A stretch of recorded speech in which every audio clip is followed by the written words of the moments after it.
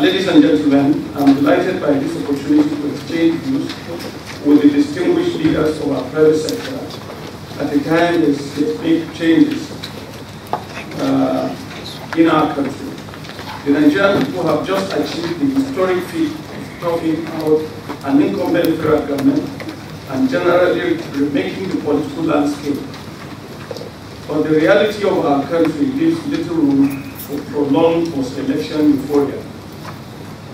Most of us who are soon to formally assume the responsibility of leadership at various levels realize that those sorry social and economic indices we criticized just weeks ago are now our duty to address and reverse. Yet our people have justifiable expectations that things must change and for the better. My name is Ezekiel Gomez. I come from Jos. I'd like the Deputy Governor-elect to share with us one of the biggest challenges when new governments come in is how to align the processes and procedures of agencies working for government, MDAs, with aspirations of the government. And a big challenge which faced El-Rufai in Abuja was the slow pace of reforms in federal agencies. How does he intend to tackle the same in Kaduna, which is chronically known for having about one of the slowest civil service procedures in the country? Thank you very much. I guess of the plan to reposition the state civil service to make them more effective by giving them autonomy to a large extent to perform their roles and responsibilities. This is what the governor intends to do. The details are worked out.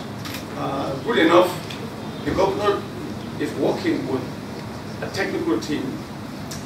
You will see the continuous use of the word citizen as against indigent. The governor believes very, very strongly about getting the best hands from any part of the country.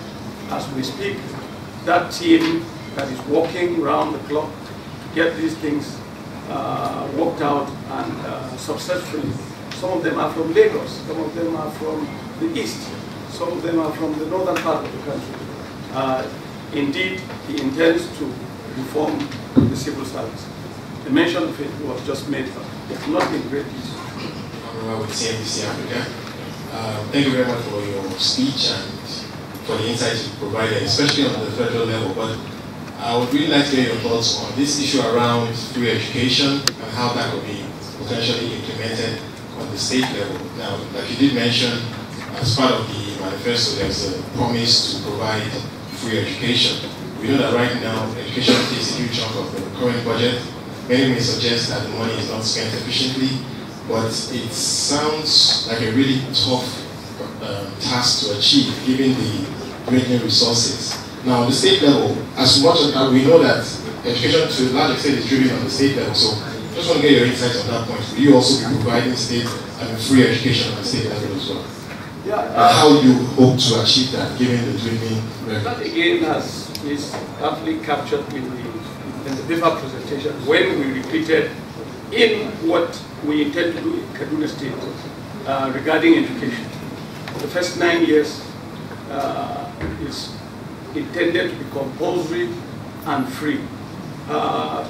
Mother Nasser El-Rufai believes that but for education he will be nowhere personally. He lost his parents very early in life and stayed with an uncle. But then, at that time, the government was responsible for providing free education. And so he was able to realize his personal ambition to where he is today. And he doesn't think for once that those coming behind us should not be entitled to same. So he is extremely very committed. And by the way, you know, we've been mismanaged for so long, we don't think anything is possible. But luckily, if you look at what is happening in some of the APC states, even before the election, look at Kano, for example. It's not just the first 9 years. Education is free at all levels. But what we have done in the case of the manifesto of Kaduna State is to capture the barest minimum. When we get there and we sort out the issues of debt burden, because Kaduna State is second in this country in terms of debt, with nothing really to show for it. We hope that only when we get there and we are able to sort ourselves out, we will even expand on our ambition to give free education to all levels.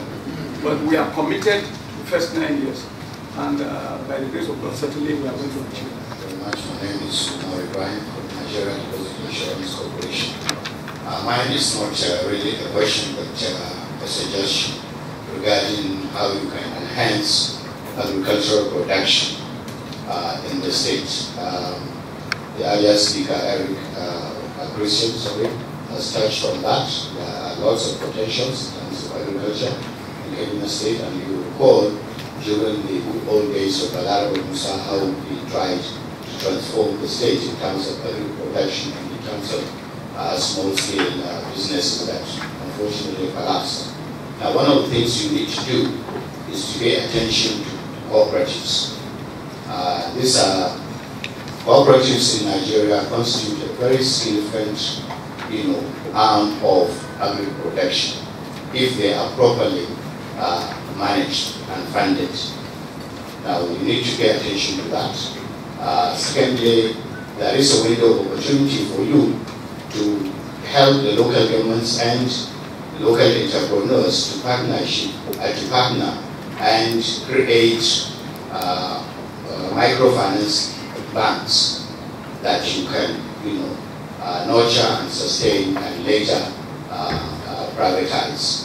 I don't have the statistics for microfinance banks in Kaduna, but I believe during the McCarthy administration, having his background in finance, he saw the importance of establishing microfinance banks and did a lot in that area. Now there is a window of opportunity because the establishment of microfinance banks, the licensing has been liberalized to the extent that local governments, state governments, and individuals can go into that area. Thank you. Also make a comment, not an answer. Indeed, the best we think we can do to agriculture to boost that sector is the reenactment or reintroduction of the commodity board, and then the agri loans we're talking about. The combination of these two is certainly going to create a boost. It's certainly going to send most of our idle hands back to the field, because agriculture and housing we consider are two sectors that have the capacity to mop up the massive unemployment that we currently see in the state. And when he was making his presentation, the last one, I thought initially it was an APC manifesto, especially when I saw General Buhari's raised fist. And when he got to Kaduna State again, I said, aha, this is a paper for us. We are modest enough to look for the best of ideas. I have already taken a decision. I'm going to look into the details of that presentation. We also believe in peer review mechanisms. What is happening in Lagos, we want to understudy, particularly in the area of revenue generation, because we have very low revenue, we have very serious revenue issues in Kaduna State. So these are some of the things we intend to go into. We don't have all the time to go through all the details. But like I said in my opening remark, I consider myself extremely privileged to work with someone like El-Rufai, because of the level of commitment and that he's going to bring on board in the governance of Kaduna State, which I'm sure by the grace of God will turn things around for good. Thank you very much. Thank you very much.